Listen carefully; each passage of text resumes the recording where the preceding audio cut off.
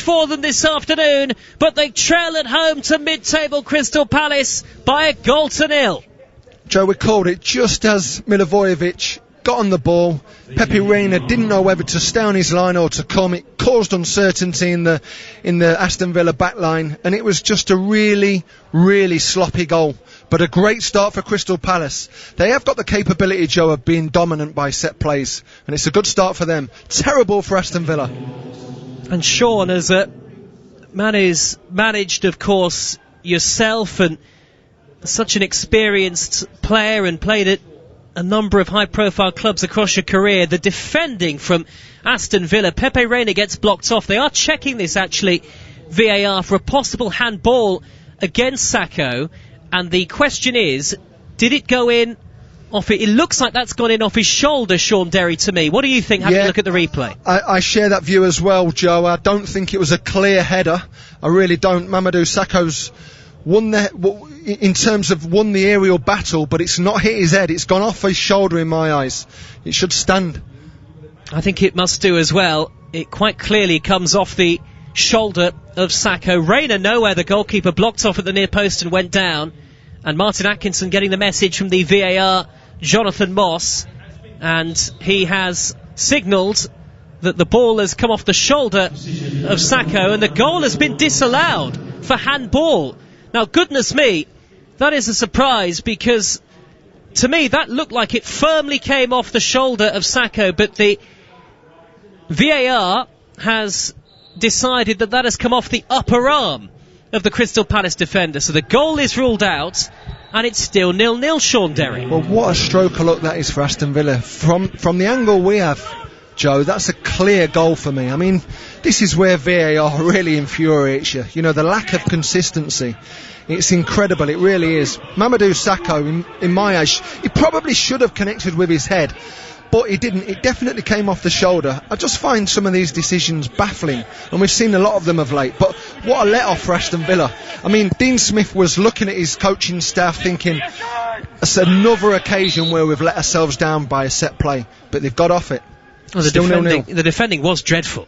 It was. Really was. The ball itself, Joe, it wasn't quick. It didn't have any kind of whip in it at the near post. It was just one of them balls where you just expect either your centre half or your goalkeeper to take full responsibility for it. They didn't, and that's why Aston Villa have struggled this year.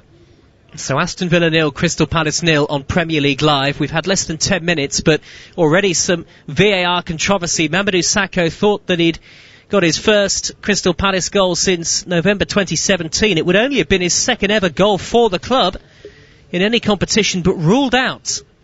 And we were convinced, having had we do have the benefits of the replay, the same replay that the VAR is looking at in our commentary position, that the ball hit the shoulder of Sakho, but the referee deciding, the VAR deciding that it was handball. We're just witnessing now, you mentioned about the change prior to the game with El Mohammadi coming in and Courtney House not playing today, and I'm just looking at the other side, at the other full-back area, Neil Taylor, the doctor of Aston Villa, is just having a word with him at the sideline. You've mentioned Target warming up, and it's been a really, really tough start to this game for Villa. You don't want to be losing both players inside 10 or 15 minutes. It is a concern for Dean Smith, most certainly. The score still 0-0, and I'm still shocked, really, that was disallowed, that goal. But a huge let-off for Aston Villa as Crystal Palace go long and deep into the 18-yard box. It's flicked off Benteke, and it's gone behind for a goal kick. I mean, a lot of questions about VAR across the season, Sean, and that is one of the more bemusing decisions, because it looked to me, it wasn't even difficult to see that came off the shoulder of Mamadou Sakho. Absolutely, and I think sometimes you've still got to look at the players' reactions, Joe. You know, there was not one Aston Villa player who kind of held his hands up asking for a handball, because they knew it came off the shoulder. I just think some of these decisions are so clear, and the VAR has just become one of them situations where we just have to deal with it. The players have to deal with it, we have to deal with it. The inconsistency is incredible. It'll be interesting to see Roy Hodgson's thoughts at the end of the match, should Aston Villa should Aston Villa beat Crystal Palace, perhaps, but there's still a long way to go. 12 minutes gone, 0-0. Free kick to Palace inside the centre circle, and it's been a frustrating start, perhaps, for Aston Villa, and frustrating for Dean Smith, who's stood on the far side touchline with his claret training top on, arms folded, and Crystal Palace in possession with Sacco, the leggy Sacco, who goes back into his own half, and the very experienced Scott Dan. Dan thunders the ball downfield. It comes off the face of Mbwana Samatta, it looked like, and a free kick given, I think, for handball signalled against Samatta. Really interesting, Joe, that, we're in 13 minutes into this game, and what I witnessed from Crystal Palace in the week against Chelsea was quite a direct approach into the centre forwards, always trying to find Benteke on that kind of angled approach into the centre halves, and we've seen that again. That seems to be one of Crystal Palace's strong points. They can get it up there, get the midfielders round it, and try and get Aston Villa on the back foot as well. That's exactly the approach we've seen this 13 minutes. Well, Crystal Palace certainly impressing more than they did in their most recent away game at Leicester City, where they were beaten by 3-0, and convincingly so. Half the side looked like they were already off on their summer holidays, but a much more intense approach from Crystal Palace so far, much more vigour about their play, and it's an ageing squad, and a squad that hasn't changed much since Roy Hodgson took charge back in 2017, but it's a squad with plenty of nous at this level. The ball on the halfway line with McGinn, his claret and blue shirt untucked. He flicks it down the left for Aston Villa towards Grealish, whose socks are rolled halfway down his legs. He skips into the penalty area, drills in the cross, cleared away by Sacco from the edge of the 18-yard box, and it's a throw to Villa on the far side of the field, 0-0.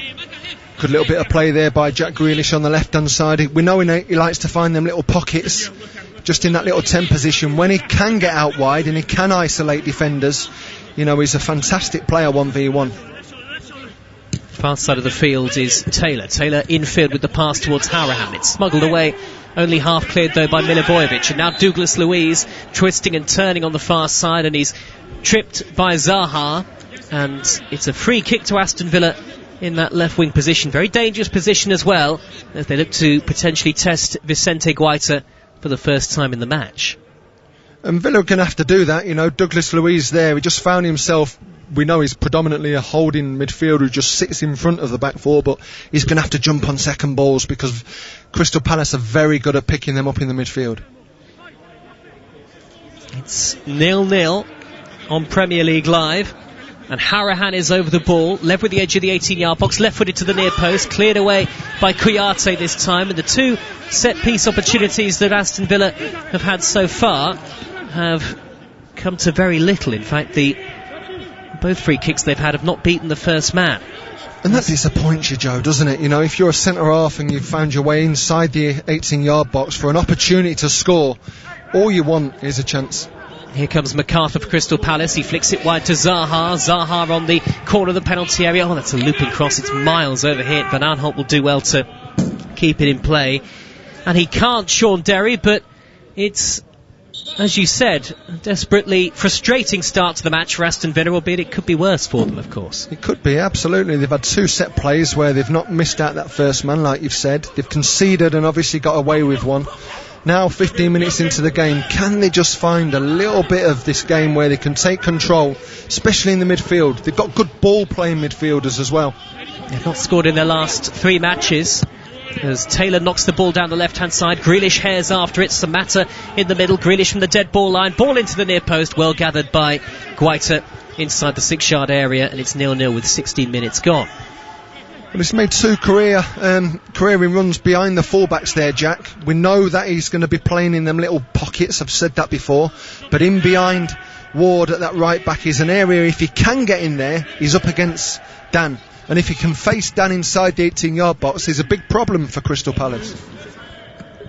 3 vitally important games for Aston Villa to come after this one, though they'll certainly take each game as it comes, because they surely have to win today. After this, Everton away from home. Everton beaten 3-0 by Wolves earlier at Molineux. Then the visit of Arsenal to Villa Park, and then West Ham United on the final day. If it does go to the final day, then that could be an almighty showdown, and you'd have to say at this point Aston Villa We'll be hoping it does go down to the final day at London Stadium, Sean, because their situation is, we said it before the match, is increasingly precarious, even if they win this afternoon. Absolutely. I mean, they'll be hoping, won't they? They'll be expecting them to put on a performance today. From an Aston Villa perspective, get the 3 points, bring the gap closer to what it is at this moment in time, and take it into that last game of the season. And you can only imagine what the nerves must feel like then. Dean Smith looks a little nervous on the far side touchline. Brilliant sunshine in the second city of Birmingham today. And Aston Villa have a free kick 10 yards into opposition territory. Starting to see more and more of the ball now. Aston Villa and Mings and Konsa have come forward from the back for this free kick. The ball is not wide to El Mohammadi, then back in field to Harahan. 30 yards from goal, looping high, delivery to the far post, and Guaita's there to pluck it out of the air, the Crystal Palace goalkeeper. Once again, Joe, with that opportunity of getting the ball in a dangerous area for Villa, it's been kind of like the worst situations when you're a centre half and you're finding your way inside that 18-yard box. Is the ball not coming to you? They might come to Christian Benteke though, edge of the area for Crystal Palace. He's into the box, Taylor slides in, just gets it back to Reina, the Aston Villa goalkeeper. Neil Taylor really stretching there with Christian Benteke, the former Villa striker, bearing down on, and he just got enough on it to nudge it back to his goalkeeper. It was a straight ball, wasn't it? It wasn't anything like a destructive ball into the back line. It didn't have any angle on it. It was just a straight looping ball, and it caused a massive problem for Villa, that did. Still goalless after 18.5 minutes. This is Premier League Live, and Samatta has conceded a throw needlessly. He's just knocked it straight out of play, and it's a throw to Crystal Palace in the left wing position on this near side of the field, right at the base of the two-tiered Doug Ellis stand. Crystal Palace shooting towards the Holt end at Villa Park in the opening half. A ground of great tradition and history, of course, and character, and a Premier League ground, most certainly. It's strange to see it in the Championship over a couple of seasons, but Villa might be heading back to the Championship if they don't win today. Christian Benteke went down momentarily there, but has got back up. Referee says play on. It's hit long for Villa towards Samatta, but Vicente Guaita, the Crystal Palace goalkeeper's out to clear. There's a good pace and energy about these exchanges in the first 20 minutes as Villa win it back. Grealish on the far side, the left. He's drifting forward. On his outside is Harahan. Harahan with the cross over Samatta. McGinn was coming in, cleared away by Patrick Van Aanholt. And had John McGinn reached that, then Aston Villa might have had themselves a goal-scoring opportunity. We'll get a word from Sean Derry in just a moment, but his former side, Crystal Palace, are coming forward at the other end. It's end-to-end stuff at the moment on Premier League Live. Are you inside the penalty area? On the right side, he's knocked it back to Milivojevic. Milivojevic dinks the ball in. Nodded only half clear by El Mohammadi. MacArthur takes over. Wide to Kouyaté. Kouyaté chips it back to the edge of the box, and a foot in from McGinn, and Aston Villa clear. The levels of excitement have just gone up a little bit. 0-0 the score, and a free kick, Sean Derry, to Crystal Palace midway inside the Aston Villa half. I think we've just seen an episode of play there for about 90 seconds where it was like a basketball game. It really was.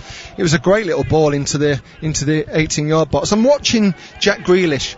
He set it up, he linked the play, put it out wide, and then he watched it, Joe. You know, and as a Jack Grealish who's carrying this team on his, with that armband as the captain, you want him to go and get himself inside the 18-yard box, and he just watched it on that occasion. A free kick for Palace, sent forward by Van Aanholt, nodded down on the far side by Sacco, cleared away by Aston Villa, up towards halfway. It's back with MacArthur though on the right wing. That's a dreadful crossfield ball, easily intercepted by Grealish, who pings it downfield. Down the left, Samatta will hair after it, his elbows jutting out. Ward is across though, read the game well, Joel Ward, and slides on his knees as he knocks it out of play for a throw to Villa in the shade on that far side of the field. It is absolutely like a basketball game at times. It is pretty pacey, but so far neither side able to make the breakthrough. The closest we've come to the goal, Mamadou Sakho's header,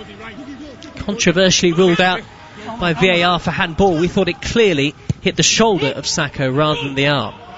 Anyway, here's Mohammadi for Aston Villa, knocking it wide towards Trezeguet. He was tripped surely by Van Aanholt, who is holding his arms outstretched in bemusement towards the assistant on this near side of the field, but it is a free kick to Aston Villa, a couple of yards from the corner of the 18-yard box. It was a loose ball to start with by Villa. I'm just looking at Van Aanholt's reaction to the linesman. He absolutely swears it wasn't even a slight nudge, a slight foul, but Trezeguet, I think he bought that one. But here's another opportunity for Villa. 3 opportunities they've missed that chance to get it in the box, Joe. And can he find the right delivery here, Hourihan? Yes, apologies if you caught Van Aanholt's choice of words towards the assistant referee. Free kick near side, whipped in by Hourihan. It's a poor ball from Hourihan, and it was gathered easily by Guaita at the near post. I don't think he was going for goal there, Sean Derry, but as a cross, it was far, far too close to the goalkeeper. Do you know what annoys me, Joe, about this? You know, I'm watching the reactions of the players now. That's 4 times there they've let themselves down. And at no point has any Villa player had a go at Hourihan or anybody who's putting the ball in. And you don't need to be vicious with your choice of words or anything like that, but you've got to demand more by the person who's in possession. And this is probably culminating in why Villa at this moment are where they are. We're just seeing Neil Taylor now. It doesn't look like he can go on, Joe. Yes, the physio is with Neil Taylor at the moment, right in front of the Aston Villa dugout. It looks like it could be a hamstring problem for Neil Taylor. We saw Matt Targett warming up earlier on. We're midway through the first half on Premier League Live. Aston Villa 0, Crystal Palace 0, and we've got the obligatory drink/coaching break, and both sets of players have gone across to the far side of the field to take on water and take on instructions. It is warm at Villa Park. It's much more like the July weather that we're used to. A reminder that coming up for you across the rest of the weekend, 2 more live commentaries today. Spurs against Arsenal in the North London derby from 4:30 with Kevin Hatchard and Chris Perry. That's 4:30 UK time. And followed by Bournemouth against Leicester with Tom Rennie and Paul Konchesky. And then tomorrow night on the Monday Night Football, we've got commentary of Manchester United against Southampton. Both sets of players now emerging from the far side. And Sean, what have you made of the first half so far? Who will be the happier of the 2 managers on balance? Well, I think you'd have to say that Roy Hodgson slightly will be the happier because of the disallowed goal, and it looks as though at that moment in time they had the ascendancy. But in terms of a general perspective on the game, Joe, I don't think anyone's really grabbed hold of this game and took control of the pace of the midfield, or kind of like grabbing hold of the ball in possession and keeping it for a number of passes. The handover of possession seems to be pretty consistent. Absolutely.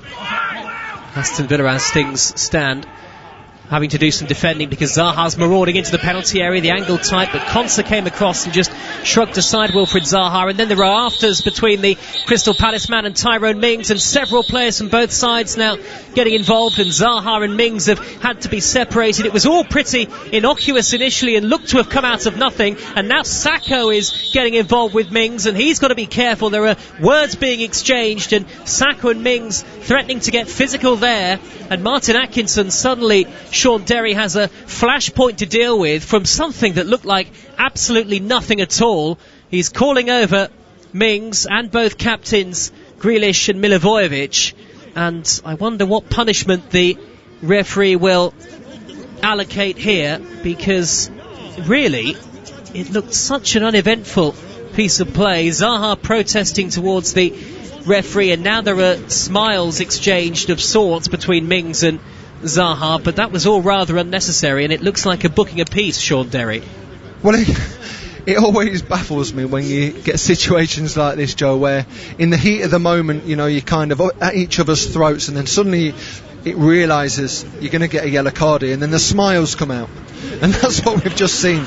It was the most innocuous of challenges. It really was. Great defending by Aston Villa. Wilfried Zaha's had a little slight kick out to one of the Villa defenders, but then there was about 7 or 8 different people who all got their hands involved all around the throat, so it might take a little bit of sorting out for Martin Atkinson, this. Well, Zaha, Mings and Sakho have all been yellow carded, and I'm not certain that Martin Atkinson's finished yet either, but Zaha and Mings was the initial physical confrontation, squaring up behind the Holt End goal, and then Sakho must have sprinted forward 50 yards to have his say, the central defender.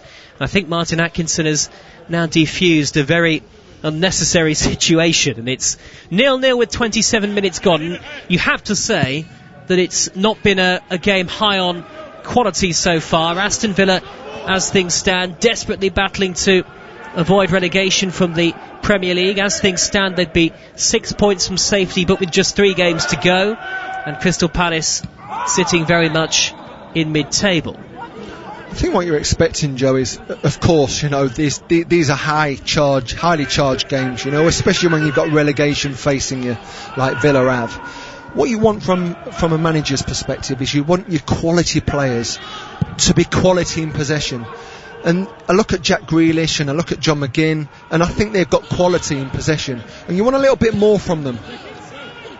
We haven't seen much of either player so far. Two of the players that you would think that if Aston Villa do get relegated will stay at Premier League level and perhaps move on to pastures new, as Aston Villa win a throw in the right back position. I also wonder, Sean Derry, former Crystal Palace midfielder, alongside me on Premier League Live, it's 0-0 with 28 minutes gone. I also wonder whether Aston Villa, of all of the clubs towards the bottom, have been really affected by the fact that these games are being played behind closed doors. Villa Park with nobody here is one thing, but with 42,000 behind them, it's a completely different prospect, isn't it? Absolutely. I mentioned this on day one, as soon as the football season resumed. These are different games completely, Joe. They absolutely are.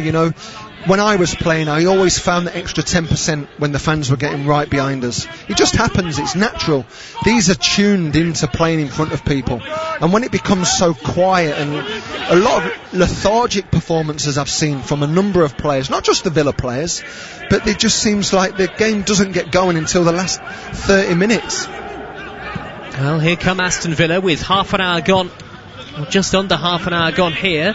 Konsa over the halfway line, gets it back from El Mohammadi, the former Brentford central defender, and rolls it back to Mings, wearing number 40 on the back of that claret and blue shirt. And now the shaven-headed goalkeeper Pepe Reina, on to Konsa again. And Aston Villa haven't had a great deal of possession themselves at times, and they've been careless when they have had opportunities in the final third. They haven't tested Vicente Guaita, the Crystal Palace goalkeeper, at all yet, as MacArthur charges down a long ball from Mings, and Mings has to retreat and go back to his goalkeeper again. And it's good efficient pressing from Crystal Palace off the ball. Well, it's the first time we've seen this Villa team try and take control of possession. I think it needs to be a little bit quicker.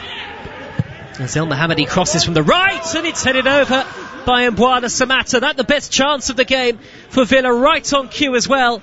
And Samatta from 8-10 yards out sighs as he knows he really should have done better. It's over the top, and it's a goal kick to Crystal Palace, 0-0. Well, it's a fantastic ball in by El Mohammadi. Absolutely perfection for a centre forward, it really is. And Samatta's just, what a miss that is, Joe. That's an incredible chance for Aston Villa. Dean Smith can't believe it. Head in his hands, he knows that's a big opportunity to get the advantage this afternoon. What a woeful miss that is. Well, we know that Mbwana Samatta has potential quality. We saw that in the EFL Cup final earlier this season when he scored for Aston Villa against Manchester City in what was a valiant effort, but ultimately an effort that came to nothing for Dean Smith's side. But Samatta should have scored there. At least he should have hit the target. Here he is, left wing position on the far side, right by the corner flag, and he's been flagged offside. And it's moments like that, Sean Derry, in matches like this, where Dean Smith, if it's going to be a game of few chances, knows that his side desperately need to take whatever opportunities come their way, and they haven't. We're just watching the replay once again. Samatta's done really well. He's pulled off the angle of the centre half. Just found himself in between two centre halves. And we know, the change before the game with El Mohammadi coming into this Villa team, he's going to get crosses into the box in the final third. So that must be a dream come true for the likes of Samatta. But you're right, in a game that's so finely tuned at the minute, there's not one particular team who's really took control of this game. And if it's one or two chances, you've got to be scoring them. Otherwise, you're getting relegated. You get the sense that Crystal Palace, if they do concede first have the potential to fall away in the game. They have lost their last 4 in the Premier League, Roy Hodgson's side. They haven't lost 5 successive Premier League games since the start of the season in 2017. And they had Frank de Boer in charge for that ill-fated spell, and then Roy Hodgson took over and led the club more than away from danger. It was an outstanding period for him. And stability again last season, just as has been the case this. Crystal Palace have rarely looked in danger of going down. Aston Villa have been relegation haunted for much of the season though, and 6 points from safety in the top flight as things stand. 0-0 at home to Crystal Palace on Premier League Live. We've had 32.5 minutes. McGinn, central position, through to Harahan. He's met by a firm but fair challenge from Sakho. And now can Palace counter-attack with the pace that they've got. Ayew darting down the left. He's faced up by El Mohammadi. And Ayew robbed the possession by Concert for Aston Villa, who then manages to win a free kick.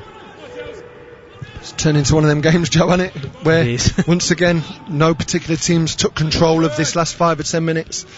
Pockets of possession, but given away cheaply at certain areas of the pitch. That's nerves as well, you know. These players will be full of nerves this afternoon, and it's who can hold their own. Obviously, you're looking at Crystal Palace and you're saying, what have they potentially got to play for the rest of this season? A little bit of pride. They don't want to continue on this losing run that they've been on. So they know that this Villa team, know that this Crystal Palace team isn't going to just roll over. You feel like the game is there for Villa if they can get hold of it. Trezeguet nods the ball up towards the edge of the penalty area, hooked over his shoulder in the sunshine by Sakho, up into the bright blue afternoon sky. And now it's Milivojevic wearing number 4 for Palace in that all-white change strip with a blue and red sash across the middle, given away by Sakho, but then given straight back to the defender inadvertently by John McGinn. And Villa have to be more creative and more accurate in possession like that when they get a sloppy ball from Sakho in the final third. Sakho, who made a dreadful mistake to allow Jamie Vardy to score his 100th goal in the Premier League a couple of weekends ago. And now Villa have conceded a free kick on halfway to Crystal Palace, and you have to say they haven't really looked very dangerous in attack at all so far. That one header from Samatta aside, it's been very tentative for Dean Smith. Absolutely, and I suppose in the back of his mind as well, he'll be saying the longer we're in this game, you know, the more chance we've got of winning it as well, because, you know, substitutions have played a major part in the return of the Premier League. You know, that last half hour seems to be like a completely different game. That's the voice of former Crystal Palace midfielder Sean Derry, who also does an excellent job working with some of the youngsters at the academy, and a couple of those on the bench for Crystal Palace today as Zaha charges forward over the halfway line. He pokes it down the left of centre towards Benteke. Benteke with Concert just in front of him, and Concert did enough to shrug aside Benteke and then was fouled. I don't think there was actually much contact between the two, but nonetheless Aston Villa have a free kick which they've taken quickly. El Mohammadi in the right back position swats the ball high and lofted to the far side. There's no great pace though about this attack from Aston Villa at the moment. Grealish, who drifts into the centre of midfield. He goes cross-field with the ball towards El Mohammadi, who keeps it on the near side touchline, tries to play it through the legs of Sakho, can't do so, and possession is turned over once again, and it's still 0-0. Brilliant defending. I mean, you know, we're always looking at the players in possession in the final third, but you've got to take your hat off to the likes of Jordan Ayew there, who just, he had like a 70-yard sprint back to help his fullback, and sometimes them kind of things get overlooked in the game in the game of football, Joe. And I think, you know, by being a defensive player myself when I was playing, you always recognise the centre forward who'd done that defensive work, and that's exactly what Jordan Ayew does. Well, Aston Villa have been forced into a substitution here, and Neil Taylor, who we talked about a couple of times, has clearly got a problem with his hamstring, has had to leave the field, and Matt Targett is at least a ready-made replacement for Dean Smith at left back. Remember, Aston Villa had to make the change just before the game kicked off. House forced off in the warm-up, and El Mohammadi replacing him. And now into the game, their first substitution, Taylor off and Targett on. Slightly worrying there for Dean Smith. He's had to make 2 substitutions in his back 4, and that's always it's always unkind to you when that happens. As Target clears with his first touch for Aston Villa, flicked on by McGinn to the halfway line, and now here's Zaha on the far side of the right for Crystal Palace. Back to Ward, forward towards MacArthur, low along the ground in front of the 3-tiered main stand, but it's a poor pass out of play, and I think certainly watching, at least based on the first 37.5 minutes, one of the poorer Premier League matches. Then Aston Villa have been so disappointing since football's return. A lot of meek and limp performances at home especially. They haven't scored enough goals either. Grealish has got possession on the halfway line, through the gap towards McGinn, and now there's space for El Mohammadi. Today, it doesn't have that urgency. It feels almost like an end-of-season game between two sides with little to play for. The player, you surely you've got to smell what this game means to everybody connected with Villa, not just players or the staff, but all the fans that are sat at home watching these games like we are. It makes you think who's driving who, and the players have such a large responsibility to dictate the pace of this game. One of the 3 promoted sides, they definitely spent the biggest. Sheffield United also splashed the cash as well. The likes of Sander Berg coming to the club for £20 million, but of course they sit in the heady heights of 7th. What a season it's been for Chris Wilder and co in the Premier League. Meanwhile, Norwich, who didn't really spend at all, already relegated. Aston Villa might soon be joining them if they're not careful. Villa languishing in 19th and 6 points from safety as things stand. Remember, Spurs, Arsenal and Bournemouth, Leicester to come live for you on Premier League Live, and then tomorrow night's commentary is Manchester United against Southampton. Villa 0, Palace 0, 41st minute. Ayew for Palace, central position, wide to Zaha, corner of the 18-yard box. Can he take on target here? He pulls it back. Benteke twisting, turning, shooting, and a good save by Reina. It comes back to Benteke, and this time his effort is tame, and Reina is able to gather the ball easily inside the 6-yard box. Well, it started off by a brilliantly marauding run into the 18-yard box by Wilfried Zaha. As soon as he gets on the half turn, you can just see the fear in these Aston Villa players. He managed to get past his opponent, found his way inside, and it was a great little pullback for Benteke. I was expecting him to hit it first time, Joe, but he took that extra little touch, probably gave Pepe Reina that chance to make a save. Good opportunity for Palace. Pepe Reina had to be alert. Here come Aston Villa at the other end. It's Grealish, 5 yards from the corner of the penalty area. Wide right is El Mohammadi. That's another good delivery up towards Trezeguet, who half-chested it down. His touch was very heavy. That allowed Sacco to balloon the ball clear for Crystal Palace. And then Ayew, sandwiched in between 2 claret and blue shirts, is fouled. Why is Trezeguet not headed the ball there? Good question. It's incredible. It's a brilliant ball once again. I mean, He's got to try and head it, hasn't he? Yeah, surely. You can't chest it down in the 6-yard box. You've got no time, Joe. We're also having a look on our monitors here in the commentary position at that sort of double chance for Christian Benteke, who was such a success here at Aston Villa between 2012 and 2015. Then he got the move to Liverpool before eventually ending up at Crystal Palace, where goals, you have to say, have come at a premium, though he did score at home to Chelsea in the defeat last week. Here is Zaha into the penalty area, onto his right foot, and it's straight to Reina, who spills it and just gathers before Benteke can snap up the rebound. Big problem here for Villa. Palace are now starting to find these little holes in amongst, just in front of their back 4. Zaha's kind of coming from out to in, so he's not playing as an out-and-out winger, and as soon as he goes inside, one of your fullbacks have got to go in. One of Villa fullbacks has got to go as tight as they possibly can, because he's getting on the half turn and causing a lot of problems just before half time. One of the things I think, Sean, looking at this, we've seen 43 minutes of play. What is Aston Villa's style of play? Because I can't see any rhythm in the way that they're trying to come forward. What is the goal here? with the way that they set up? It's a good question, Joe. I mean, obviously, at certain times of this season, you was looking at the captain, Grealish, and thinking, come on, win us this game for us. It's very difficult when it's always coming from one particular player. So you've got to have some sort of identity. I don't see the centre-forward being the type of centre-forward you can go and play off. So he needs to be running in behind. We haven't seen that from Samatta this afternoon. He likes to come short, but he's bouncing off him, Joe. You know, Trezeguet, what's his role in this team? He doesn't look like he's kind of a wide player, or whether he's just going to sit in them double pocket tens. I'm not too sure what the identity of this Villa team is. It's got to be a concern leading into the remaining games this season.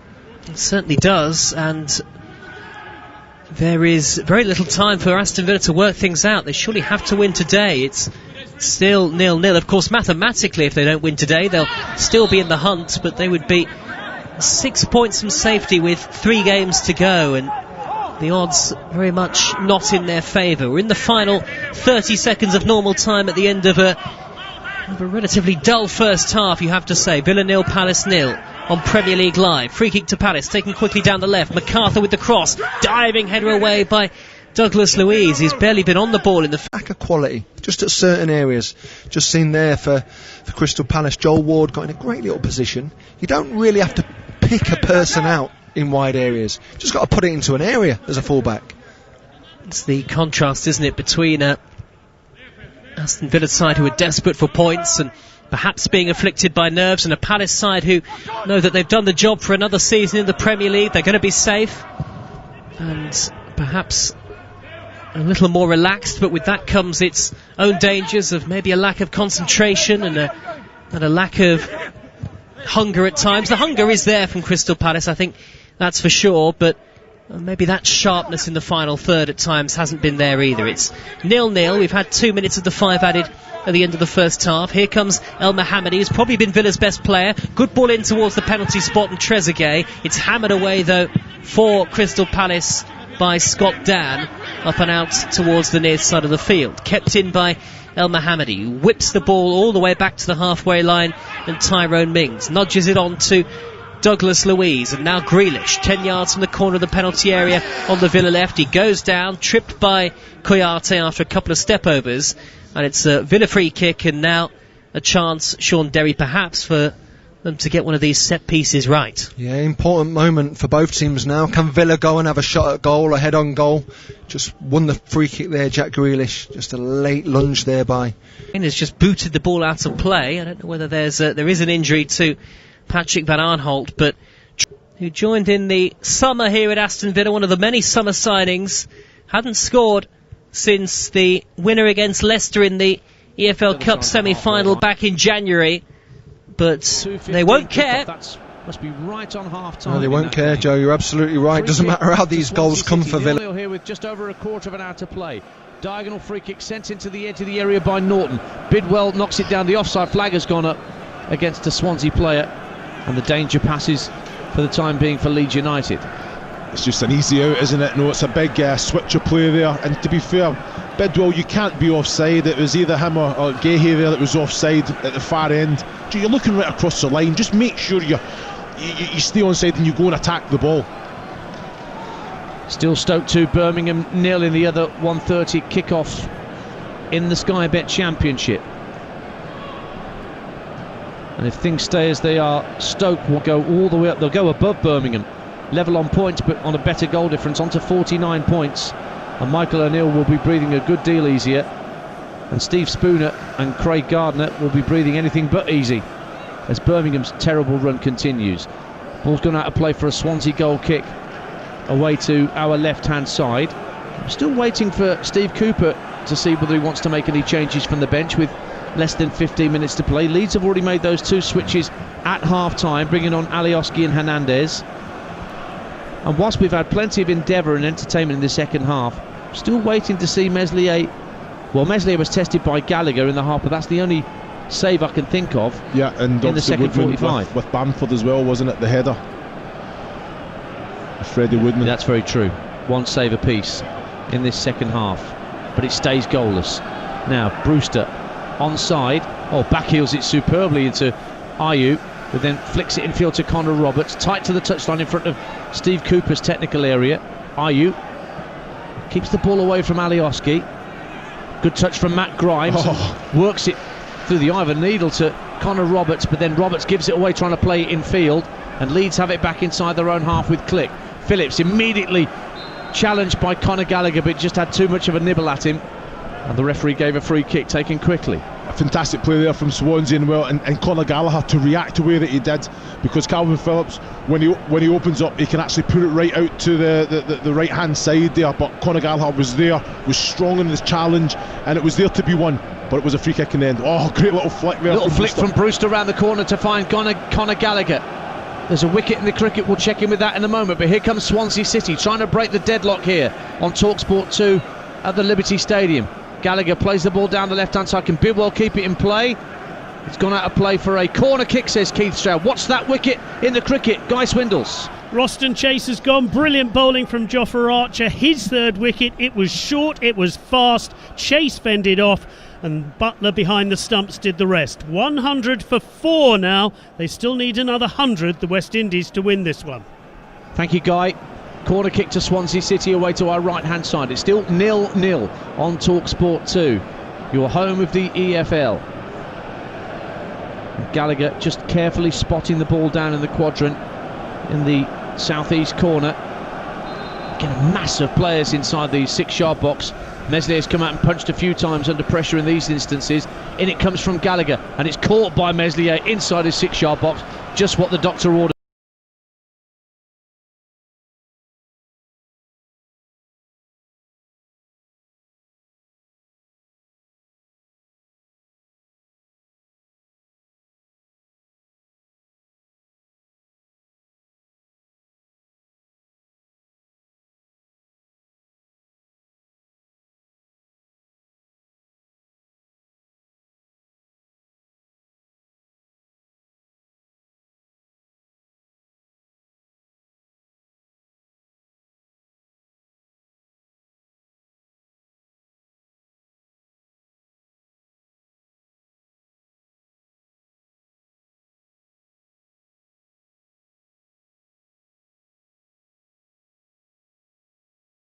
Yard box, just what the doctor ordered from Marcelo Bielsa. Yeah, wasn't a great ball from Gallagher there, but that's what you want from Meslier. Good, strong hands. Yeah. Costa's offside from a ball thread through to him by Luke Ayling. It's half-time, incidentally, at Villa Park. Aston Villa 1, Crystal Palace 0. That late goal from Trezeguet in the first half. Wolves beating Everton by 3-0 earlier this afternoon. And the North London derby at 4:30 this afternoon, and Bournemouth Leicester at 7, and then at 9 o'clock tonight on TalkSport, the Andy Goldstein full-time phone-in. It's not called the full-time phone-in anymore because Andy Goldstein's a bit insecure, needs to have his name on it, so it's the Andy Goldstein full-time phone-in. 08717 223344. Here's Andre Ayew for Swansea, drifting out towards the right-hand touchline. Good ball in field from Connor Roberts. Brewster spins 25 yards out, gives it back to Ayew, who's offside inside the area right-hand side. The ball's been nodded into the net by Connor Roberts, but the flag was long since raised for offside. Free kick to Leeds United. 11 minutes to go, 0-0. Well, just good offensive play. Ayew there, he's running along, he's trying to arc his run game, you know, and it's, as we were talking about it, the amount of games, but you were spot on with what you said.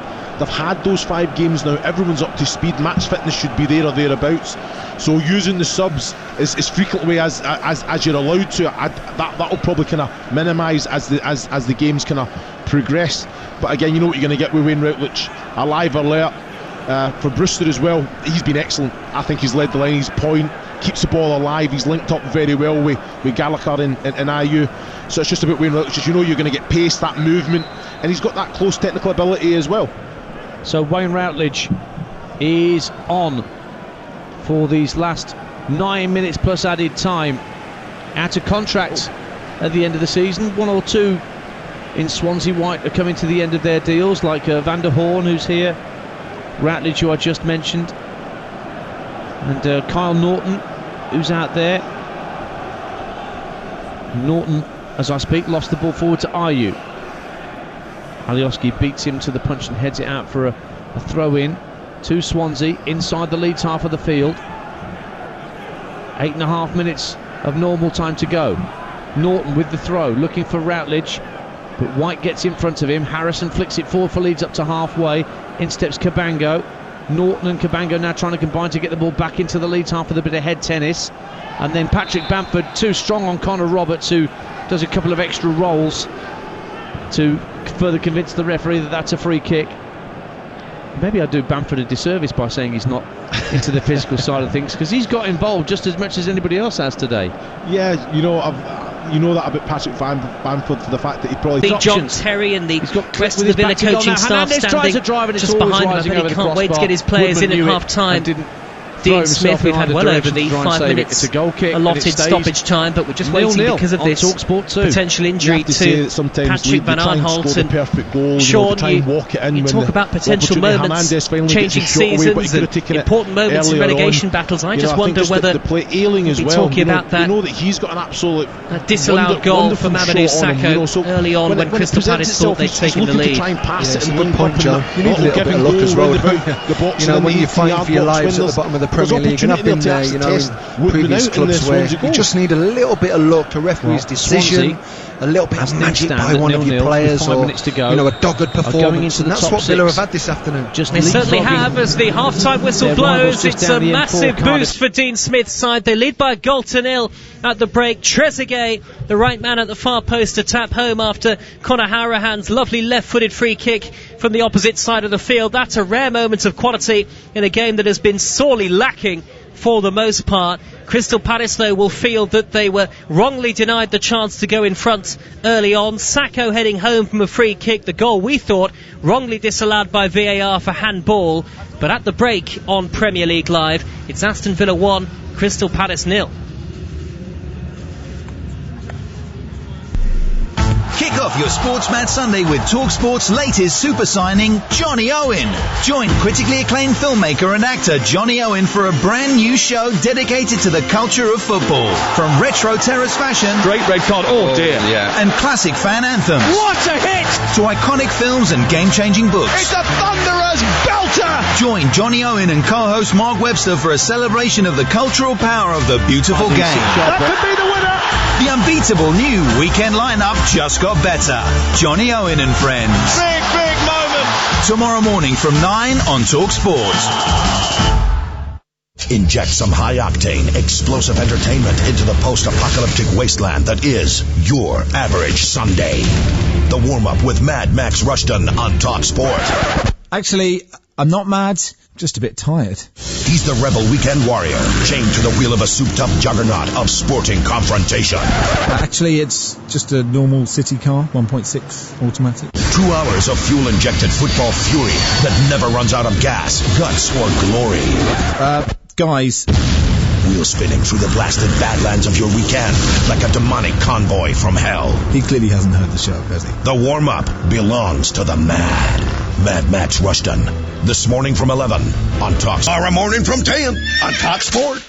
Talk Radio, keeping you up to date with all the latest information as events unfold. We must go further in dealing with this virus. Listen to Talk Radio for all the latest news, comment and advice. Coming out with our economy intact is also about saving lives. Essential information, first and fast. Keep on following the government's advice. Listen now on DAB Digital Radio, online via the Talk Radio app, or ask your smart speaker to play Talk Radio. Celebrating 20 years of Talk Sport. Back of the net! They said it wouldn't work. What, you want to know what I want to say? Sometimes it didn't. Serious? You illegal ads. But somehow it did. And wrongdoing by the US government. On DAB, medium wave, and on your smart speaker. 20 years of Talk Sport. You're listening to Premier League Live, half-time at Villa Park. It's not been pretty for the home side, but so far, it's been effective. Milivojevic free kick into the 6-yard box. Sakho heads it home. Mamadou Sakho for Crystal Palace. Inside 7 minutes. It's the worst possible start for Aston Villa.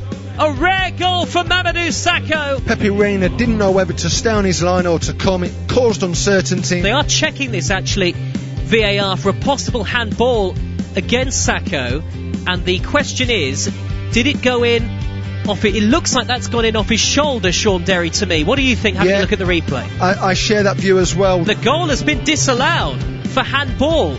Now, goodness me, that is a surprise, because to me that looked like it firmly came off the shoulder of Sakho, but the VAR has decided that has come off the upper arm. Well, what a stroke of luck that is for Aston Villa. From the angle we have, Joe, that's a clear goal for me. Just over 90 seconds of first half stoppage time to go in the bright, brilliant sunshine, very still and warm as Harahan rips in the free kick, and at the far post is Trezeguet!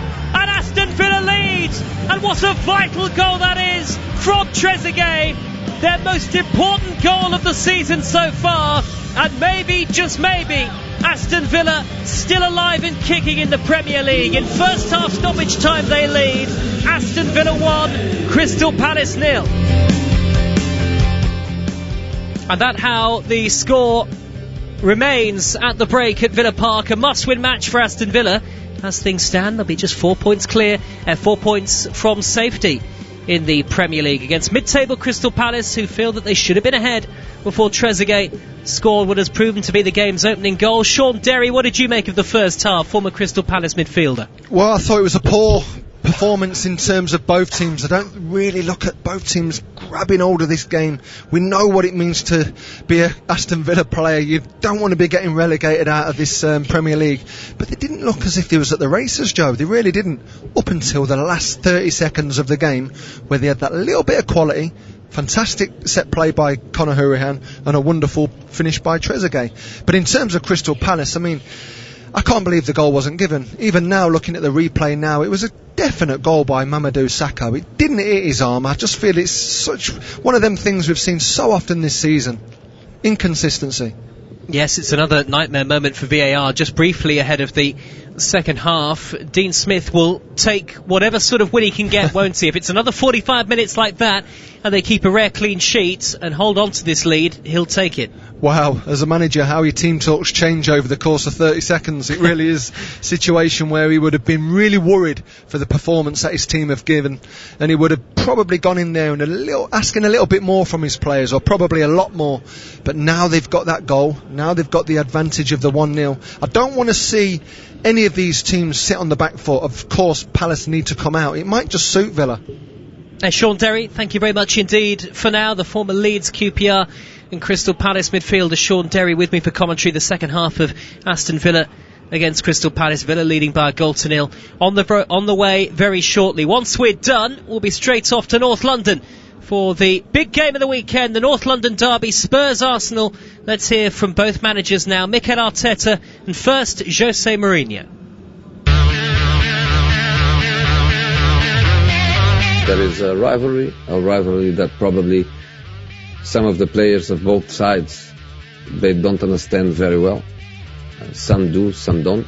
I think it's important for the players that know what it means, that they make the others understand what it means. Because in the end, the club is made by and for the fans, and the fans, they have a special feeling for this match, so the people that is on the pitch has to fight for them. Depends a lot when you win or lose. That's what it makes it very, very special. Obviously, we had some really nice one playing at the Emirates against them and beating them, so I have some really, really good memories on that. It's such a special occasion. Rivalry in football, I think when you take it in a positive way and that brings energy, that brings passion, that brings, a city together. It's such a beautiful thing. We are privileged to have big teams in the city, and it's a shame that we don't have the fans to enjoy it with us. The players on the pitch, they know better than anyone. They have the feeling. It can also be used if you are a strong mentality, can also be used in a way of, let's fight against it and let's show that we are stronger than than that. Well, he has a very clear way of playing, a clear way of how he manages games.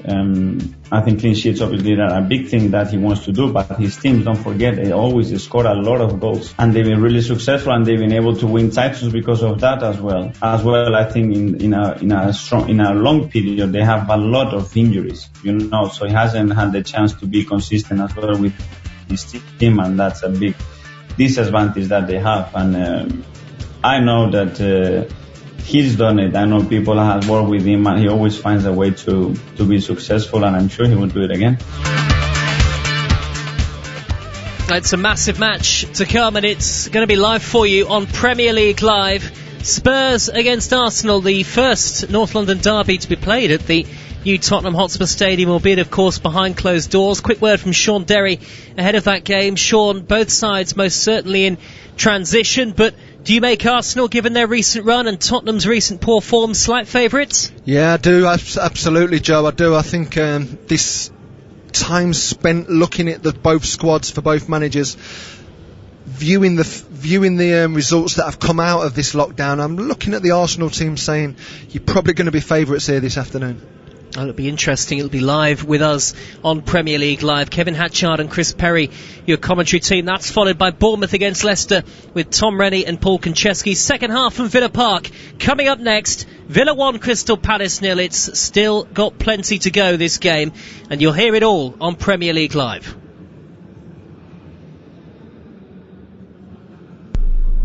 Kick off your Sports Match Sunday with TalkSport's latest super signing, Johnny Owen.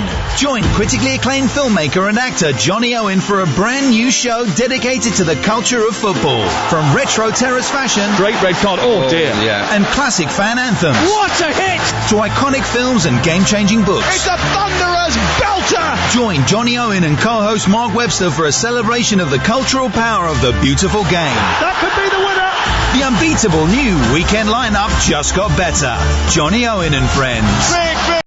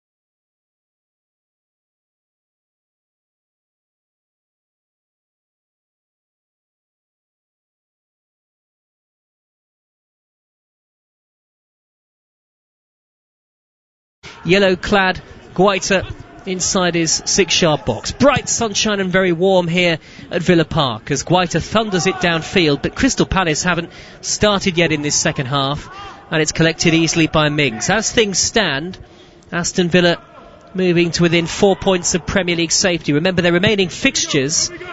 They have to travel to Everton next, then a home game against Arsenal, and then a trip to West Ham United on the final day. Here is Harahan for Aston Villa, midway inside opposition territory, wide to the near side, and Grealish wearing that number 10 shirt. He darts towards the byline, whips in the cross, and it's taken by Guaita at the near post. Just gets attracted to this little right back area for Crystal Palace, doesn't he? You know, he fancies himself up against Joel Ward when he gets his one-on-one. We know that's we mentioned about what's their game plan. The game plan is to get it to Jack Grealish as often as you possibly can, and they've done that in this opening 7 minutes of the second half. Remember, live commentary of Tottenham against Arsenal in the North London derby still to come on Premier League Live. That's followed by Bournemouth against Leicester, and then on Monday night Southampton travel to Manchester United, and again there'll be live commentary with us. Alex Crook and Paul Parker will be your team. Crystal Palace in possession with Dan forward to McCarthy, who's at the lip of the centre circle. He looks up and whips the ball wide to the near side of Ward, but at no great pace, and it's all quite leaden-footed from Crystal Palace at the moment, trailing as they do by a 1-0 just under 8 minutes into the second half. And actually, all of a sudden, Sean Derry, Aston Villa look quite comfortable. They do, and it's the first time they can really say, and an art for the period of about 10 minutes, you know, they've really started to grab hold of this game. I just look at the midfield in particular. I don't know if it's a coincidence that James McArthur's come off the pitch, because it does give Palace a lot of energy, and he seems to have missed that in this second half. They've missed James McArthur. He likes to give them that energy in possession as well. He runs behind fullbacks from a midfield position, and just seeing how it's just going to, the mix of a Luka Milivojevic, a Cheek Kayate and a James McArthur is going to pan out. Because really, can you play her into more of an advanced position to make it a game, because it doesn't look like they're going to be scoring at the minute. Well, Cheik Kayate, interesting that you mentioned him, Sean, has just been booked for a foul on Douglas Luiz midway inside Palace territory, so a free kick to Aston Villa, and if they could get a second goal here, they'd be right in control. Harahan is over the ball, and it was from a Harahan free kick that they took the lead in the opening half. Trezeguet was lurking at the far post and tapped it home. Aston Villa 1, Crystal Palace 0 on Premier League Live. We have had exactly 54 minutes of play. Villa playing towards the Holt end, whipped in by Harahan, a slice from Sacco, and the ball spits off the turf and straight through to his goalkeeper. They're better balls. They are better balls. We've seen a great ball delivery for Villa just before half-time that culminated in the goal, and that's another good ball by Conor Hurahan. He has got a lovely left foot. We know he has. And he was the one change for Aston Villa today, replacing Anwar El Ghazi, and he has proved his worth in the side. I say the one change. They made a late change just before the match kicked off. Villa, El Mohammadi had to step in for Courtney Howes as the ball's whipped into the near post by Crystal Palace, cleared behind by Tyrone Mings, and it's a corner for the away side, who still trailed by that single goal to nil. And you mentioned, Joe, didn't you, about getting the ball to the best players. We've seen it this second half with Aston Villa getting the ball to Jack Grealish as often as possible. The same applies for Palace. Get it to Wilfred Zaha, because as soon as he gets you 1v1, you are in trouble. And Crystal Palace's first corner of the game so far. It's come at the end away to our right, that two-tiered stand. And Van Aanholt about to take the corner, just in front of where the away supporters would usually be housed. Plenty forward, all in white, whipped in by Van Aanholt, high to the far post, and it's nodded down by Scott Dan, who was all over the back of Harahan. And it's a goal kick to Aston Villa. And you just wonder with Crystal Palace, those old failures in front of goal. Only the 30 Premier League goals all season so far. Only Norwich have managed fewer than that. They did score twice against Chelsea in their last match, that 3-2 home defeat at Selhurst Park, Crystal Palace, but it's quite clear where Roy Hodgson will want to strengthen in pre-season. I thought they played well in the week, Joe, against Chelsea. I mean, I've watched them obviously a number of times, especially since we've come back to this type of football, and the performance against Bournemouth was very strong. Took control of the game for the full 90 minutes, they really did. And then they've been slightly disappointed with the levels that they've been playing at since then. But I thought they got the levels back on against Chelsea. They played really well in the last half hour. Here come Villa, leading by a goal to nil, and with a spring in their step and steeliness about the way they're approaching the game at the moment. Aston Villa, foul on Samatta, right on the edge of the 18-yard box. Free kick to Aston Villa, left of centre as we look at it, and they look a little reinvigorated here, Aston Villa, in the second period, leading 1-0. Well, when you're a team down the bottom like they are at this moment in time, you've got to grab hold of this game when you can, and they just look like they've got the ascendancy at the minute, Villa. And if they can build on this and get that second goal, that'll give them a lot of encouragement going into the remaining minutes of this game. But I know what this Palace team are like as well. It only takes a second, and like I say, you get it out to a Zaha or a Jordan Ayew, and they can make things happen as well. There's been a determination about Aston Villa in this second half so far. They've been much more impressive than they were in the first period. Harahan over the ball. It was he who set up the only goal of the match so far. The free kick just left of centre and just over 20 yards from goal. Grealish also standing over it. They flooded the penalty area with claret shirts in the sunshine. Harahan goes for goal, and Guaita dives across to his right to punch it behind for a corner. Probably made it look a more difficult save than it actually was. Always knew it was going to be a shot on goal, Joe, just by the two midfielders not really having a conversation about where it was going to be. It was who was going to take it. That's the voice of Sean Derry, a former Premier League midfielder, a former QPR Leeds and Crystal Palace man. Corner on the near side for Aston Villa. Grealish raises two arms up into the air, whips it in right-footed, in swinging to the near post. Oh, and a great save by Guaita, although I'm not sure how much he knew about it, to deny Konsa from 3 yards, and somehow the ball stayed out. Extraordinary that Aston Villa aren't 2-0 ahead. It was an instinctive block by Guaita, but I think it just hit him. Here is McGinn on the far side for Aston Villa. Crosses right-footed. Grealish at the far post. Headed away by Ward. Nodded down by Harahan. And now here's Trezeguet. He pokes it past the goalkeeper and in. And Aston Villa have that second goal. They have a cushion at Villa Park in a game that they must win. It's Trezeguet at the double. And it's Aston Villa 2, Crystal Palace 0. Well, it stemmed from the corner, Joe, didn't it? Didn't deal with that first corner. A lot of luck by the save by Guaita. Didn't know it was going to hit him. It did, and then they didn't restructure the defence. That's what happened. They just didn't restructure the defence. They worked their way up the pitch. Crystal Palace didn't mark the men, and it just fell to Trezeguet, and it's a lovely little finish. Just looking at are we going to see? No. I thought I was going to say, are we going to see an offside there? It doesn't look like Trezeguet was offside. He certainly wasn't, and he reacted quickest. It was poor defending from Crystal Palace. Trezeguet all alone, 6 yards out, poked it past the goalkeeper, and then ran away in celebration with his arms outstretched. His first goals since Aston Villa's last win back at the end of January against Leicester in the EFL Cup semi-final. Trezeguet has 2, Aston Villa have 2, and maybe they still have more than a wing and a prayer of survival hopes. There'll be 4 points from safety as things stand, and it's they who've got that all-important second goal. And Crystal Palace, by the way, heading for 5 successive league defeats. Well, Roy Hodgson will be so disappointed the way he's seen his team defend that. I mean, you defend the first bit with a lot of luck from your goalkeeper, by the way, and then you've got to restructure your defence, and they didn't do that. They really didn't do that very well at all. And when you look at the way that Crystal Palace have come out in this second half, it's very reminiscent, with an hour gone, 2-0 down, of how they played against Leicester City in their previous away match.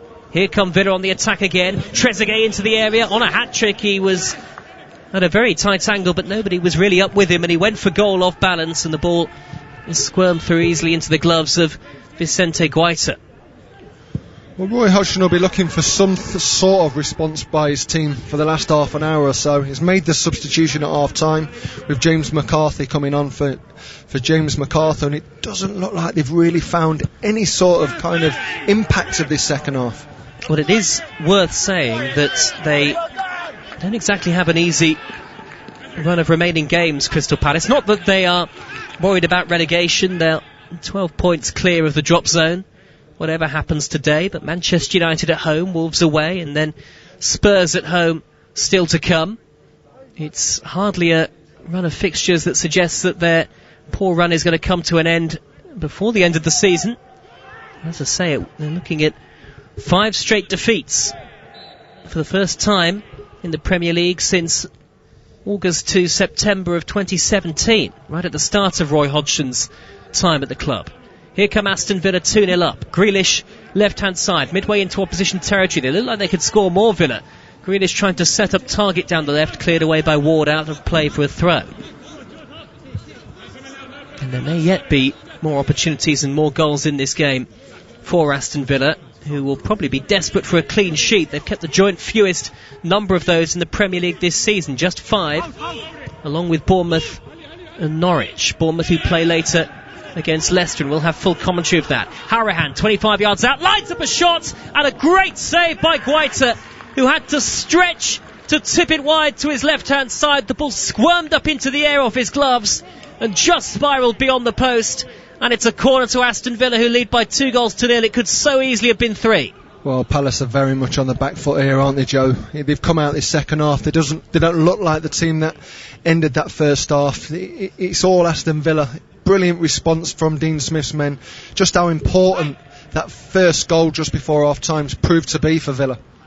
Villa looking for just their 8th Premier League win of the campaign. Corner on the far side. Harahan takes it. Headed away by Trezeguet. Good height and distance on the header into the sunshine. But Aston Villa utterly dominant. It's, I have to say, Sean, the best 17 minutes I've seen from them for some time. And here's Grealish on the edge of the area on the half volley, straight at the goalkeeper.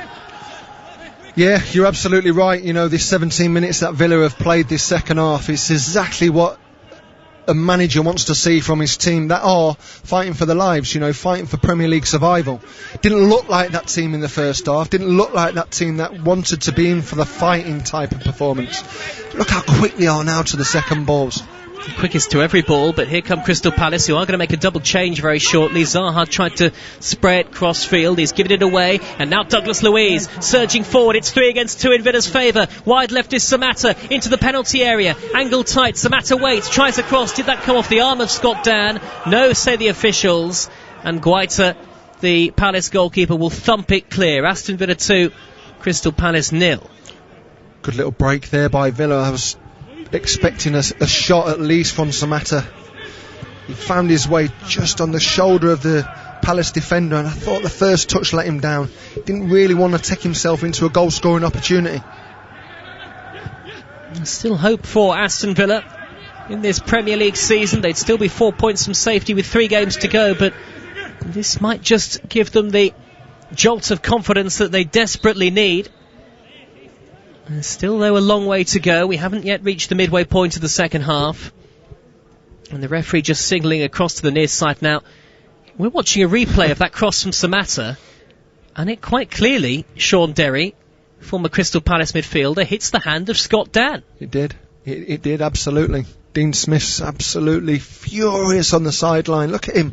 He's absolutely furious with the referee. Again, just another occasion of the inconsistencies that we've been accustomed to seeing for this VAR. It was a penalty. I just wonder whether they're thinking because Dan's hand was right by his side, that's probably why it's not being looked at seriously. A couple of changes for Crystal Palace in the meantime. Andros Townsend and Jairo Riedewald have both come onto the field, and Jordan Ayew and Trezeguet, the 2 players who've come off. Both players have been relatively ineffective so far. Here come Aston Villa, though. Grealish down the left-hand side into the penalty area. He's got Harahan in support. Grealish goes alone. He's knocked it back to Douglas Luiz, who shoots right-footed from the edge of the D, and it loops up into the gloves of the goalkeeper. Well, he loves it, doesn't he? Jack Grealish, as soon as he finds himself inside that 18-yard box, you don't want to get close to him. You've just got to move your feet really well, and that's something that Palace have struggled at this afternoon. When he's found himself on that half turn, he makes things happen. Crystal Palace, Sean, have been so sloppy in this second half so far. They haven't even come out of the dressing room yet. Here come Aston Villa on the attack with Grealish again. He's 10 yards from the corner flag. Crystal Palace are a shadow of their usual selves, and now the frustration's starting to creep into the game because Milivojevic has just barged over Jack Grealish. It's a free kick to Crystal Palace, a yellow card for to Aston Villa, a yellow card for the Crystal Palace captain, and the visitors are falling apart here with Aston Villa in front by 2-0. Yeah, they've got to be careful here, Palace, because to concede again in the next 5 minutes could be bordering an embarrassing afternoon. And Palace have been better than this over the course of the season. They're leading into the lockdown. I think Palace won something like 4 or 5 on the bounce. So to come out of lockdown and be as frustrated as they have been with these performances, I think that's going to be a cause for concern. I mean, for Milivojevic, it was just a blatant two-handed shove on Jack Grealish. And a free kick to Aston Villa, 5-10 yards from the corner of the penalty area. Grealish and Harahan over it again. Grealish right-footed with the delivery, flapped at by Guaita, who only gets it half away. It's come back to John McGinn, angled tight inside the penalty area. Lots of white shirts in front of him. The cross from Trezeguet, reverse ball, and Guaita, who's had a lot of work to do in this second half, able to take it out of the air in and around the penalty spot. He has. He's been called upon too much for Palace's likes. He really has. He's obviously had no chance with the goals. I can't really point the blame at the goalkeeper for the goals, but he'll be disappointed with what's in front of him today. Villa have been much better in the second half. 2 goals from Trezeguet, the first in the first period, the second coming just a few minutes ago, and they have a considerable advantage as they look to try and kick-start a move away from the bottom 3. They've left it late. There'll be 4 points from safety as things stand. Riedewald with the curly hair for Crystal Palace. Forward towards Zaha, who's shrugged aside by Douglas Luiz. And it almost feels quite lethargic and leaden-footed, Crystal Palace's play at the moment. They're second to every ball, and the frustration is obvious all over the field as the referee calls a temporary halt to the game. Midway through the second half, 2-0 Aston Villa, and Sean Derry, as Dean Smith comes down the steps to give his players some instructions at this mandatory drinks break. What will he be saying, and how delighted will he be with the way that his team have played? I don't think he'll really want to say an awful lot, Joe. You know, I think actions have been massive for his team this afternoon in the second half. They would have all been disappointed with the first half, they really would have. But what he will be saying is, don't let yourselves down now. You know, what you've done at this moment in time is you've won the game in this opening period of the second half. Flip side, roles reversed. You look at a Roy Hodgson team talk, and he'll be saying, well, this doesn't look like us. This isn't Crystal Palace. This isn't the performances that we've become accustomed to over the course of the season. Just seeing this second half now, it's a lovely first touch by Trezeguet. For the second goal, poked it under the goalkeeper and then raced away with his arms outstretched and his tongue sticking out in celebration. Both sets of players still out on that far side, taking on some water and some brief words of encouragement. John Terry just speaking to Tyrone Mings, and just seen a shot of the Villa managing director Christian Perslow, who's sat in the front row of the director's box with his mask on, of course, all sat at a social distance from his colleagues. And Villa have spent big to reach the Premier League. They're desperate to stay in it. Some of their performances since lockdown in particular have been really poor. No win in 11 in all competitions, but despite that, they could be set for their most morale boosting win of the season so far if they can see out the last 20 minutes plus stoppage time here. Villa 2, Crystal Palace 0 on Premier League Live. And don't forget, Tottenham against Arsenal to come once we're done here at Villa Park. That's followed by Bournemouth against Leicester, and tomorrow Manchester United against Southampton. Well, this is huge, isn't it, Joe? This last 25 minutes for Villa. You know, they've got it. This is their season in a nutshell. Yeah, absolutely. It all really does come down to this. They wouldn't be mathematically relegated even if they'd lost today, but Aston Villa know they've got to win probably at least 3 of their 4 remaining league matches, maybe all of them. Watford and West Ham, who both won yesterday, both on 34 points. You would have thought that Brighton on 36 are probably just about safe. Norwich already relegated. Bournemouth don't play until later. Guaita smacked the ball high into the bright afternoon sky for Crystal Palace, who've been woeful in the second half. Roy Hodgson is pacing about in his technical area quite animatedly here. And Crystal Palace have not tested Pepe Reina at all. There's a throw for Villa on the far side, and they'll be happy to slow the tempo of the game down. 19 minutes to go. McGinn has hooked the ball cross-field with his left foot, and he balloons it straight out of play. Just an intention. I know he's put it out of play there, John McGinn, but every time he's trying to look for Jack Grealish. Yep. Grealish he's really causing a lot of problems with his movement here. He's not sitting in a 10 position. He's not a winger. He's just marauding in front of the Palace back 4, and they just can't handle him at the minute. Every opportunity Villa are getting to try and get Jack on the ball, they're trying to do that. The contrast in the Villa performance between the first and second halves has been quite striking. It does make you wonder why they couldn't have done more of this. They look very solid. I think a lot of it's nerves as well. We mentioned about how the players must be feeling yesterday, seeing them 2 results coming. Demoralising, Joe, absolutely. Expecting at least one of them to drop points, and they didn't. So you come out, you're a little bit tentative, and they've got a little bit of hope from that goal. And then they've grown into the game. Crystal Palace look a little demoralised themselves here. It's McCarthy in possession for them. Wide to Ward on the near side, 5 yards from the corner of the penalty area. Down the line towards Townsend, the near side, the right. The diminutive number 10 plays it back to Ward, who crosses in right-footed, steered up into the air and away from danger by Douglas Luiz. And then a miscue, a flick by Milivojevic, but it's one off Samatta by Scott Dan. Dan's pass to the left is poor, but it's squirmed through to Van Aanholt in a crossing position. That's a good delivery over the head of Benteke. He maybe hit it slightly earlier than he'd wanted to, Patrick Van Aanholt, that cross. Benteke couldn't reach it, and now Villa leading 2-0 are on the counter-attack. Grealish surging forward towards the edge of the penalty area, onto his right foot, reaches the edge of the D, goes further wide. Grealish, he's at a very tight angle now, he can't shoot, he plays it back to McGinn. McGinn with a low ball into the penalty area, sliding to clear is Scott Dan, back out with Grealish, he tries a cross, it's off the shins of Riedewald and out of play for a Villa throw. 2-0 they lead. Just love the way he moves, don't you, Jack Grealish? His balance is incredible. Left foot, right foot, just always in control of that football. And as soon as he gets into that 18-yard box, you can't tackle him. He'll be a Premier League player, won't he, next year, Sean, whether he's at Villa or not? Oh, yeah, there'll be lists. They'll be turning the phone off, won't they, at Villa Park? They really will. Can't get through, sorry. Yeah. I think it'll be to no avail eventually as Douglas Luiz surges into the penalty area for Aston Villa, but he's actually handled the ball on his way through, and it's a free kick to Crystal Palace, who look out of the game. But of course, if they do get themselves a goal, this Aston Villa defence is certainly very vulnerable. There is another substitution for Crystal Palace. Max Meyer's number is up, the German former Schalke player, and Luka Milivojevic, who looks and has looked rattled really throughout the match, is the man who comes off. Max Meyer takes to the field, and Sean Derry, a former Crystal Palace midfielder, now works with some of the youngsters at the club at the Palace Academy. I just wonder, Sean, there's going to be a lot of wonder whether there does need to be root and branch change in terms of this squad at Palace in the summer. Well, obviously, you know, in terms of the recruitment, you're always looking forward, aren't you, to build squads for the next season.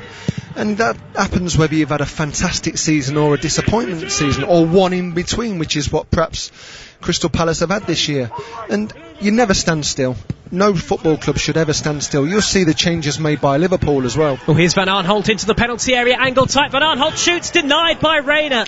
What a good save that was at a crucial moment from the Aston Villa goalkeeper, who is so experienced, of course, at Premier League level, and Van Aanholt was bearing down on goal, but Reina stood firm and denies the Palace man with his legs.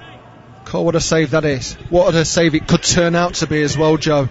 It really could. I mean, a fantastic opportunity for Patrick Van Aanholt. I mean, he normally scores them. He's very good in the final third, in the attacking third.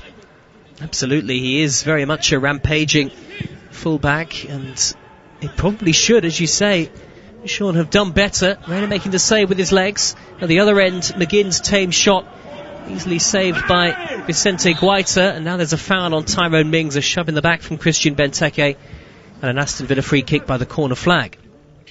Just seen that replay once again, Joe. Little 1-2 on the outside. Zaha does really well to play Van Aanholt in.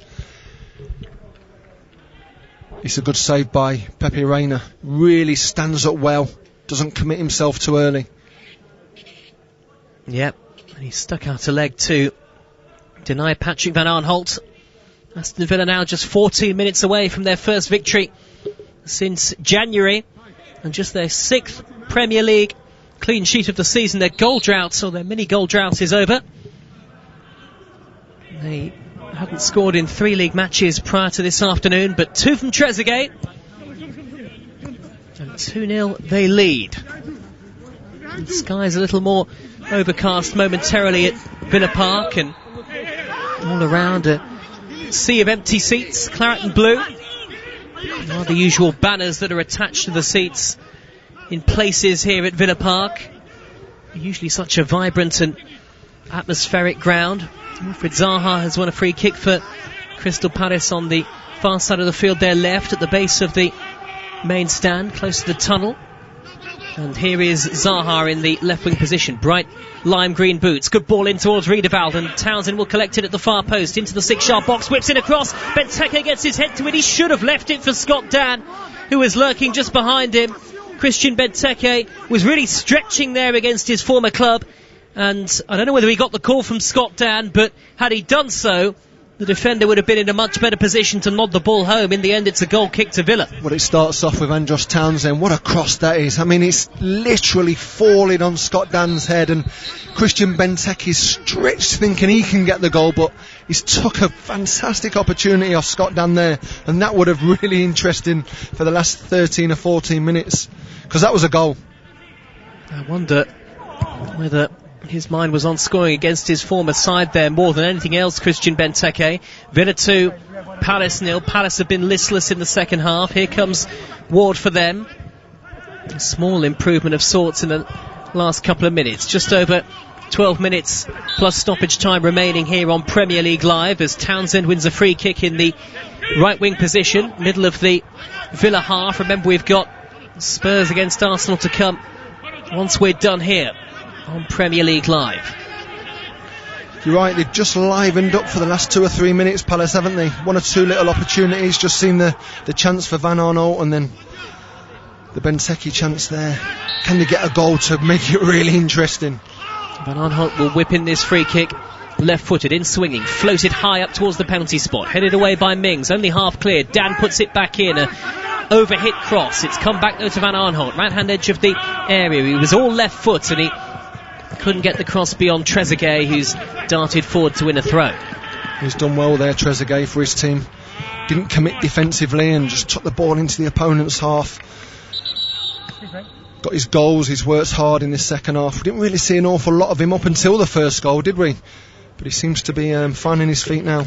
And what we are going to see is an Aston Villa substitution. Dean Smith with a smile and an arm around the shoulder of Marvellous Nakamba. And Conor Hourihane is the man who's going to leave the field. He's had an undisputed influence on the match. He's been a towering presence, an intelligent presence in this Aston Villa midfield, and it was his free kick that led to the opening goal. And really, Sean Derry, as Hourihane leaves the field and Nakamba comes on, a masterstroke to bring Hourihane back into the side this afternoon. Well, you know what he delivers, set plays. I mean, he had a couple of disappointments in the first 20 minutes. But it's his delivery just before half time that enabled that first goal, and he's done well this afternoon, Hourihane. I mean, this has been an impressive second half performance, and he's been central to it, Joe. And it is a double change for Aston Villa, because Mbwana Samatta, who's led the line with enthusiasm and diligence, has come off, and Keenan Davis, wearing number 39, the local lad, has come onto the field. Here is Grealish down the right for Aston Villa, who lead 2-0 with just 10 minutes to go. And as things stand, they'll close the gap on West Ham and Watford, the sides just outside the Premier League relegation zone, to 4 points. And Grealish, as he runs his hands through his hair, has won a corner out on the far side of the field, and he's in no rush to take it. Interesting 2 substitutions there off Dean Smith. I think what he's asking for is a little bit more energy. You know, they've just fallen. Well, Grealish has taken the corner quickly, and it was missed by Al-Mohammadi at the near post, and Dan had to be alert to smuggle it away from the onrushing Tyrone Mings. Maybe Palace can counter-attack here, though they are still shy of the halfway line. Townsend, though, bursting into opposition territory, sets up Zaha down the left under pressure from Target. Target and Zaha both go to ground inside the area. Referee, I think, would have given Aston Villa a free kick, but he allows the advantage to be played, and Mings will hoist it high downfield and away from danger. And now McGinn for Aston Villa, just shy of the halfway line. The ball is with Davis, who's not scored in 40 league appearances prior to today. His last league goal was in winning the championship for Aston Villa away at Burton Albion back in September 2017. Davis, tall and leggy, and a good technician. He's got the ball by the corner flag. Ward is at his back. They're tangling. They've both got hold of each other. Davis with the cross straight at Guaita at the near post. What have Villa got to do in the last 8.5 minutes plus stoppage time, Sean Derry, because they are so close to such a vital win? I tell you what they've got to do, Joe. They've got to give absolutely every ounce of energy to this football pitch, because Palace have just started to get a little bit more of a footprint on this game. They've made the substitutions. The manager's made his call. He's brought on fresh legs, like Sir Davies. He's just got to be an handful at the top, try and secure possession when they can, and fight for every single ball, because this is make or break for Villa. Well, here comes Grealish trying to race down the right hand side. He can't get past Sacco though. Max Meyer, the diminutive number 7 with the golden boots, in possession for Crystal Palace, and he's won a free kick midway inside the Villa half, out on the far side. Villa 2, Crystal Palace 0 on Premier League Live, and time rapidly running out for Roy Hodgson's side, who are safe but are into something of a big end of season slump. It looks like there'll be 5 defeats in a row. The score stays like this. Free kick, Van Aanholt with the streak of dyed blonde hair, whips it in left-footed, and it's really poor. It's thundered into the chest of Pepe Reina. Yeah, and as disappointing as some of them set plays were for Villa in the first half, we've just witnessed one of them for Crystal Palace, haven't we? And it just sat there looking and thinking, you know, he's disappointed obviously with the result, and probably with the second half performance of his team. Here is Douglas Luiz in the centre circle. Hooks the ball up high towards McGinn, who's got Riedewald at his back. McGinn the small of the two players, but he shrugs aside Riedewald and nudges it wide towards Grealish. He tries to push it through towards Davis, and Davis didn't really make a dynamic run forward, and Crystal Palace have got possession back. But they're a long way from the halfway line. McCarthy rolls it wide, up to halfway, and Zaha, Dean Smith, the Aston Villa boss, with his arms folded just behind him and giving out instructions every now and then. We're in the 84th minute, 2-0 Crystal Palace trail. Townsend, left wing, in swinging cross, headed away by Tyrone Mings. Lots of shouts on the field of play that you can hear. You wouldn't usually be able to hear those, of course, above the roar of the crowd, and it is a fascinating different perspective. Dan has shifted the ball wide to Van Aanholt. Crystal Palace have looked better in the last 5-10 minutes or so. Zaha trying to force his way into the penalty area, can't do so, and it's a goal kick to Aston Villa. We're just watching Dean Smith on the sideline. He's up there, isn't he, Joe? He's right on the touchline. He's kicking and heading every single ball for his team. Hopping up and down. And he's just shouting at Jack Grealish, get behind the ball, make sure you do defensive duties as well. You can't afford one person to switch off.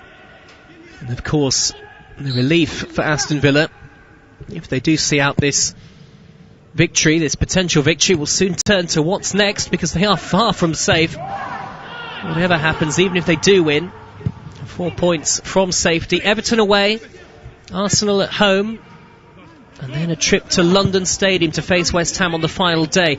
You would think, Sean Derry, that is Aston Villa's best hope if it goes to the final day and they can get something against West Ham. Absolutely. You know, when it comes to that a shootout, doesn't it? Comes that one-off game, and it's who can really hold the nerve on that day. I mean, they've still got so much to do, Aston Villa, even if they do get this result today. You know, they're still probably relying on a footballing snooker, in sense of they need one of them clubs below them or in and around them to really drop some valuable points to keep it alive until the end of the season. Absolutely, and such is their position that potentially at the next round of fixtures they could potentially be relegated, because 4 points from safety with 3 to go. Not hard to do the maths if Watford and West Ham were to win and Villa were to lose at Everton. But they've still got a game to see out here as Target crosses in low. Oh, and it's missed by both Trezeguet and Davis on the edge of the 6-yard box. It looked like a tap-in for both with 4 minutes to go, but neither could get the vital touch, and it's gone out of play for a goal kick to Crystal Palace. Well, I can't believe it. I really can't. How Trezeguet doesn't get his hat-trick. It's unbelievable. All he's got to do is connect with it. But behind him, Davis has made the same mistake. They've both gone with their wrong feet. Both gone with their left feet, when it would have been easier to rush it and tap it home with the right boot. And Crystal Palace are just about still clinging on in the game, though they are not looking particularly dangerous going forward. Villa 2, Palace 0. Aston Villa are going to make another substitution.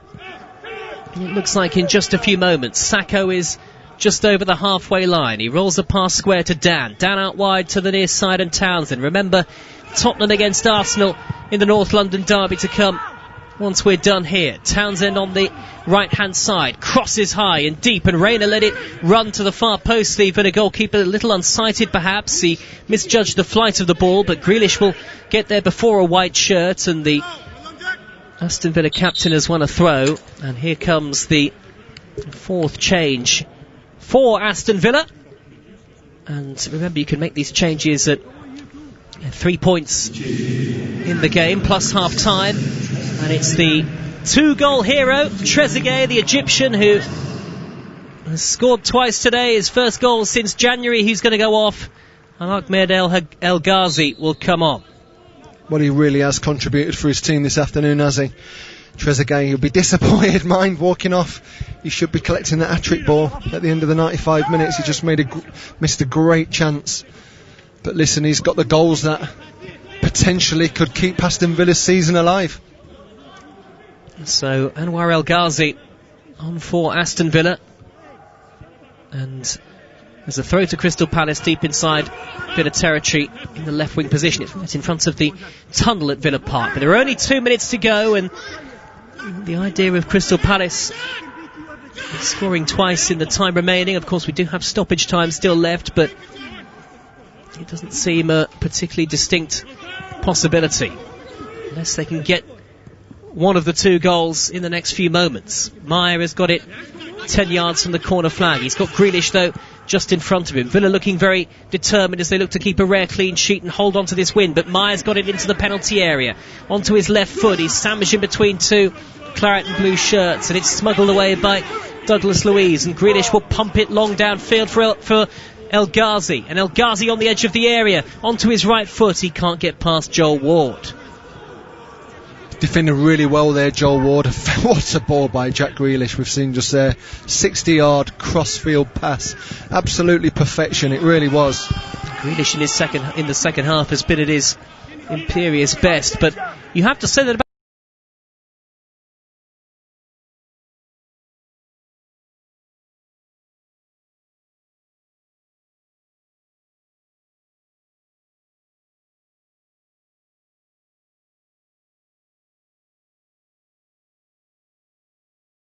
about the whole Aston Villa side. This has been as good a half of football as I think we've seen from Aston Villa, Sean, since the Premier League restarted. Yep, and they need more, don't they, Joe? You know, they need to make sure that they come out of the traps the next game as quickly as they have in this second half. Look more like a team who's actually wanting to fight for the shirt. And they've definitely done that this second half. Fully deserve the result at this moment in time. Yeah, it doesn't stop here for Aston Villa, as we've mentioned. Bournemouth play later against Leicester City, and they're in a very difficult position, 6 points from safety. Here's Benteke for Palace in the area, twisting, turning and slicing his shot over the bar under pressure from Ezri Konsa. And they're the kind of moments for Villa that, you know, I'm just looking at this chance now by Benteke. He's turned his man Mings really well. He just couldn't get the shot off on target, could he?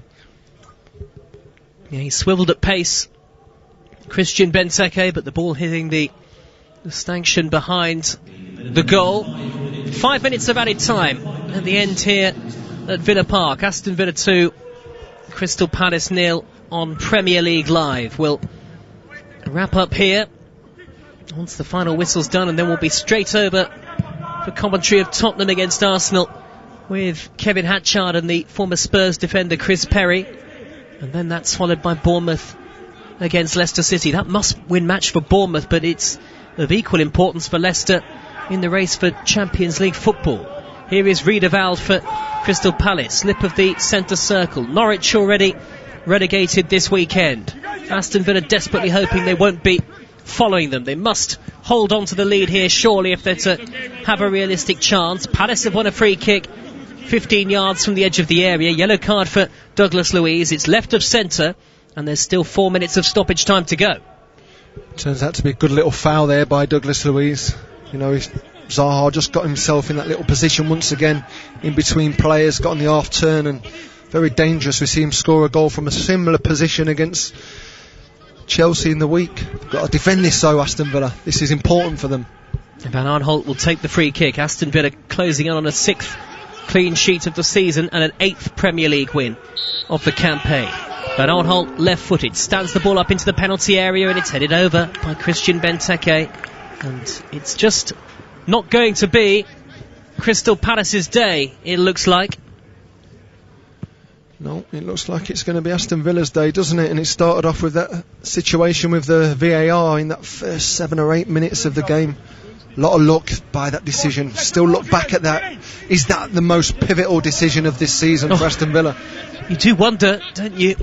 Because Crystal Palace scored what we thought was a perfectly good goal in off the shoulder of Mamadou Sakho. It was disallowed after a VAR review for handball. How much could that go on to affect the relegation battle? We may never know, because of course Villa could have come back to lead, but anyway, they lead 2-0 this afternoon as Grealish collects the ball almost in the right back position. 2.5 minutes of stoppage time to go. They've given it away. Here is Van Aanholt for Crystal Palace, corner of the penalty area. Crosses poor and deflected. It was just nudged forward 5 or 6 yards. Smuggled away again by El Mohammadi for Aston Villa this time.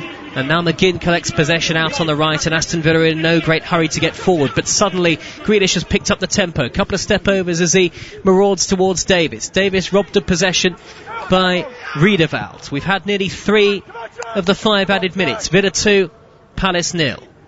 As Townsend drifts forward, he finds Zaha with his back to goal, cuts in field, tries to play a reverse ball towards Max Meyer, but that will slide through to Pepe Reina, and Villa are nearly there.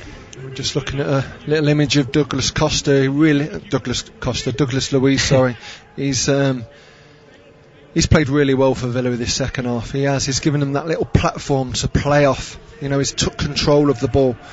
He's managed to get around second balls as well, Joe. He didn't do that in that first half, and them types of players, they really need them until the end of the season.